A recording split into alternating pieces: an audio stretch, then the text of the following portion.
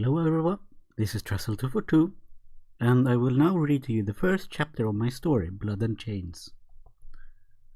Blood and Chains, Chapter 1. It was a cold, clear winter's day, and Geld was walking next to his father, as usual, as they were on their way to trade pelts and leather for salt, bread, and other necessities. Had he known then what fate would befall him when they had reached their destination, he never would have agreed to follow his father. But he did not know, and so he kept walking alongside his father, blissfully unaware of what would come. The snow crunched underneath the soles of their boots as they walked, and a squirrel scurried in a nearby pine. Geld's father, Sarm, was a quiet man with deep-set eyes and dark brown hair peeking out from underneath the hood of his ranger skin jacket. Geld still held a childish fear of his father, though he would never admit to it, and the trade meets always filled him with delight as well as fear. Geld's mother, Chalve, was talkative and gregarious in contrast to Sarm's laconic quietness. She wore her black hair in braids and had bright hazel eyes. She had never shown any interest in the trade meets, choosing instead to stay at home and take care of their other children. Geld did not resemble either of them. He had his mother's high cheekbones, sure, and with a hood on he looked like any other child from a distance, but up close any likeness vanished. His hair was the color of quarry-blood stone, the stone that kills, the stone which all children were taught to avoid, just as they were taught their mother's name, and that snow is cold and food is good. In a certain light it resembled a fox's summer pelt, and in bright sunlight it took on a hue like a blazing fire. Geld cursed under his breath as he avoided tripping over a snow-covered root by a hair's breadth. "Oh, don't let your mother catch you using that bad language," Sarm told him, and flashed a quick grin.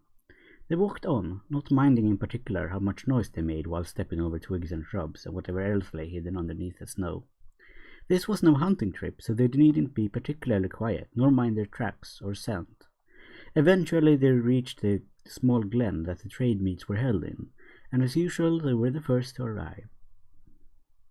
Once, when Geld was very young, he had overheard the adults and elders discussing the trade meets on the grand tribe gathering, when all tribes gathered to celebrate new births, trade with one another, and discuss current matters. Some, like the shaman of the Wolf-Claw tribe, had said that the trade meet were unbecoming and had to stop, as they were angering the gods. The Wolf-Claw shaman said, in her hoarse, cracked voice, that such a thing had never happened before, that it was to spit upon the ways of the ancestors to even consider it, that the gods loathed it. Chalve, Geld's mother, told her that if she didn't like it, she didn't have to accept the salt and bread that the crow feathers shared with all other tribes, and she could go back to winters without salted meat and see how well she liked it. The shaman was furious at Chalve's disrespect, and was about to challenge her to a duel. Geld always thought about this during the trade meets, that this simple meeting and trading of goods could have cost his mother her life. The Wolf-Claws were known to have skilled shamans, well versed in the art of dealing with spirits, and Chalve stood no chance against her. After a short while, the other man arrived to the glen, dragging several sacks with him on his strange wooden sled. It didn't look like it would work very well, Geld thought. It looked clumsily built. He didn't know the name of the man, nor anything else about him beyond that they always traded their goods with him, and, as usual, Geld stood aside as his father talked to him. The other man was tall, a good head taller than Sarm, and had hair the color of dried grass in the summer sun. He always looked unhealthy somehow, as if he was ill or had been ill recently. Sarm spoke slowly and carefully, trying to pronounce the strange syllables of the other man's language as best he could. Occasionally he said a word or two to Geld, but not at all often. As usual, Geld would stand at some distance from the two men, leaned against a tree, trying to find something to do other than just listening and watching as they spoke. He found a crooked and curving piece of birchwood underneath a sturdy, thick fir branch, picked it up, and tried to see some shape hidden in the wood grain and spotted bark. After a few moments, he drew his knife and began carving into the wood. His knife was a beautiful thing, the blade made from flint the color of storm clouds, and the shaft a piece of reindeer antler that fit his hand perfectly. He whittled and listened to his father speaking at the same time, and soon enough the birchwood had turned into a small crow, crooked and angular due to the shape of the wood and his meager knife skill, but still recognizable. "Geld?" His father called out his name, and he looked at him and nodded, their eyes meeting. "Yes, father, what is it?" Geld answered in the second tongue, his hand and fingers moving swiftly. "We're almost done. He likes the leather, and especially the beaver skins. This will be good." Sarm spoke in the second tongue as well, and also said something to the other man that Geld did not understand. "Come forward, boy. He wants to see you." Geld did as he was told, excited to see what they had agreed on. The man looked him up and down, from head to toe, and Geld could not read his expression. His eyes were strange too, Geld noticed, like an animal's. Difficult to know what he could be thinking with eyes like that. He said something to Sarm, who nodded and mimicked carrying something heavy and pointed at Geld. The man smiled at this and said something to Geld directly. "What did he say?" Geld asked his father in the second tongue. He asked what your name is. First tongue. Sarm answered in the second tongue, his movements hesitant, struggling to understand the language the tall man spoke and to translate it. "My name is Geld," Geld said in the first tongue, his voice slightly hoarse from disuse. To make sure the man understood, he pointed at himself and repeated his name, Geld. "Tamas," the man said, and pointed at himself.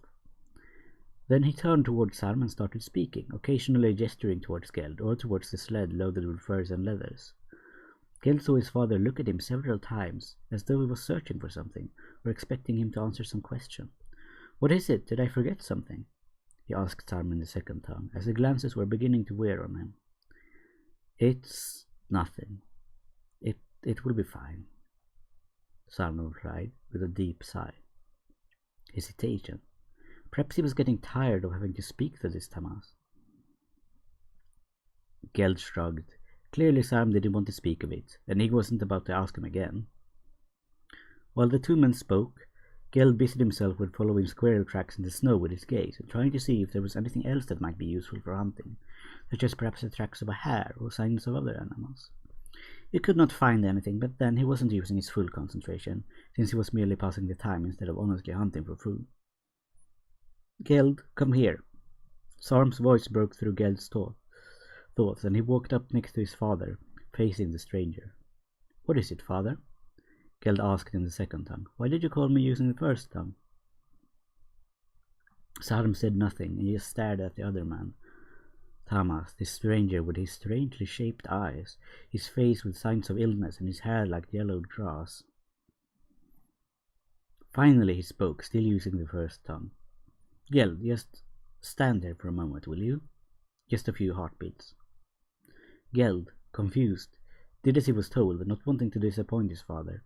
He stood there, looking straight forward at Tamas, and heard his father moving behind him.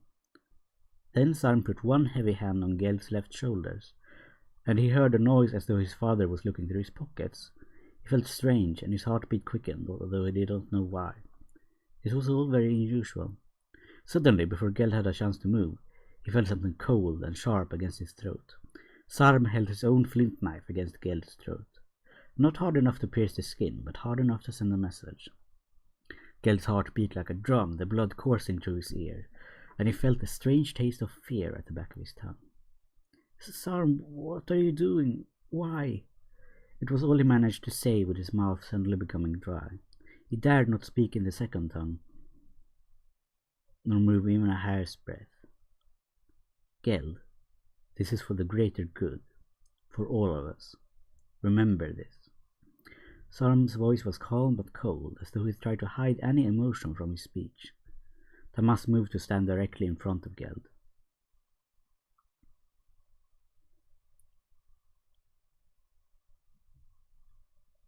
Looking into his eyes.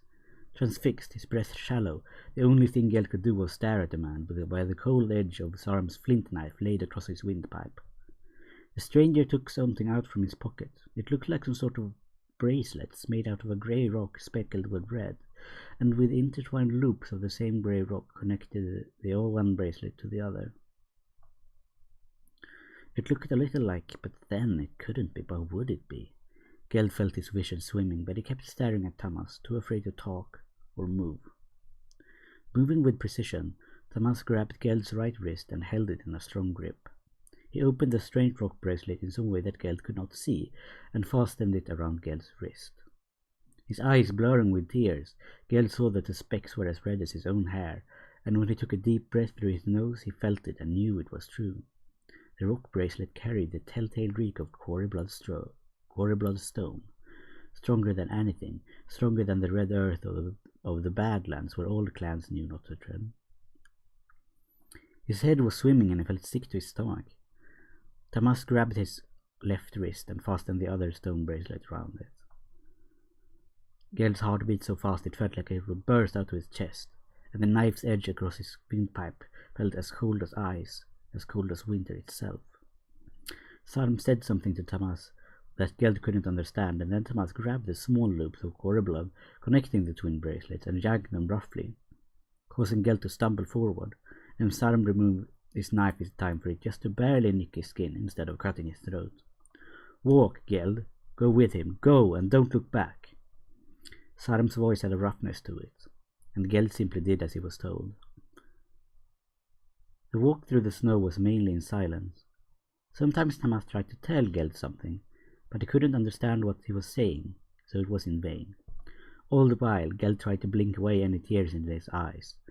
His face felt hot and cold in patches, as from a fever. His stomach churned, a pit of fear at the core of it. Why had Sarm done this, given him to this strange man who wasn't one of the people? What was this strange heaviness bound around his wrist? Surely it could not be actual Koreblood stone. But it did have that distinctive smell, the smell that caused him to wrinkle his nose, the smell that warned of death and disease to follow. All these thoughts and more were reeling through Geld's head as he walked next to the man holding his chains. And that was the end of Chapter 1 of Blood and Chains. Thank you so much for watching and listening to this. I hope you enjoyed it. And, well, I cannot promise I will put it up on my channel, but I'm currently working on this story and you will probably see more of it once it's finished. Thank you. Bye bye.